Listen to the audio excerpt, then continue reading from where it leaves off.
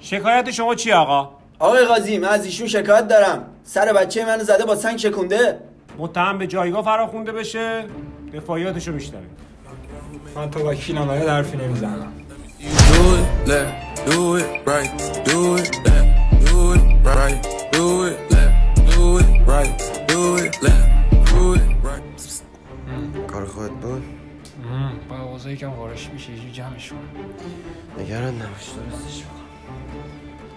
آقای قاضی موکل من سنگو گرفت پرتاب کرد طبق قوانین انسان دوستان تو زاویه 90 درجه این پسر میخواست هد بزنه که کله این خورده به ما چه آقا به ما چه. من اصلا شکایت دارم طبق این قانون که ایشون اومده وسط خیابون جایی که ماشین رد میشه اومده هد زد.